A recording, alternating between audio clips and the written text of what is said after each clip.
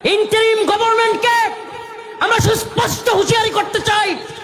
Doctor Mohammad Yunus এবং তার উপদেষ্টাদেরকে বলি, যেহেতু আমাদের কথাগুলো এই ইউটিউবারদের মাধ্যমে, মিডিয়ার মাধ্যমে সকলের কানে পৌঁছায়, আমরা তোমাদেরকে হুঁশিয়ারি উচ্চারণ করি, আমাদের বোন শরীফ ওসমান হাদির এই পর্দানিসীন বোনের গায়ে যদি একটা টুকা লাগে, ইউনূসের ভবনের ইটগুলো খুলে নিয়ে আসবো আমরা।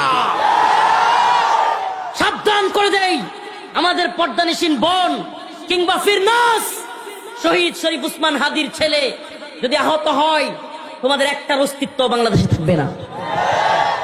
আমাদের যেই বোন শহীদ শরীফ ওসমান হাদির স্ত্রী, আহলিয়া ওয়াইফ, যেই মহিলাটা, আমি নিজে ছিলাম ওই দিন যেদিন শরীফ ওসমান হাদি ভাইকে শুট করা হয়, শুক্রবার সন্ধ্যার পরেই আমি হসপিটালে ছিলাম, বাইরের পাশে একেবারে ভিতরেও ঢুকছিলাম।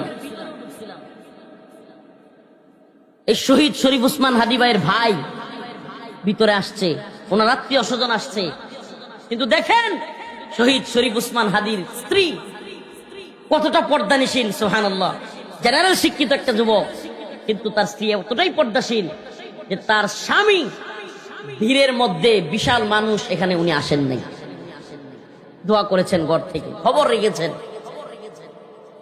আজকে সেই মহিলাটা, আজকে আমাদের সেই বোন, আজকের কথা শহীদ শরীফ ওসমান হাদি ভাইয়ের বিচারের বিলম্ব এত বেশি হচ্ছে। 5 বার তদন্ত পিছানো হয়েছে, 5 বার। ওই যে আপনারা সাগর রুনির নাম শুনছিলেন না, সাংবাদিক দম্পতি, সাগর রুনির বিচারের নামে 100 বার পিছানো হয়েছিল। আজকে আমাদের ভাই শহীদ শরীফ ওসমান হাদির বিচার 5 বার তদন্ত পিছানো হচ্ছে।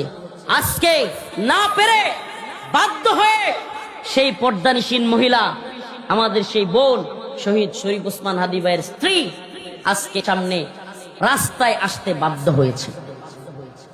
চিন্তা করেন একবার, এটা আমাদের জন্য লজ্জার, এটাই জাতির জন্য লজ্জার। যে ছেলেটা বলেছিল যে আমি জানি, আমি যে সত্য কথা বলছি, বড় বড় নেতাদের বিরুদ্ধে, প্রশাসনের বিরুদ্ধে, আমলাদের বিরুদ্ধে, ভারতীয় আধিপত্যবাদের বিরুদ্ধে যে বক্তব্য দিচ্ছি, আমি জানি হয়তো আমাকে এই কারণে শহীদ করে দেওয়া হবে, মেরে ফেলা হবে।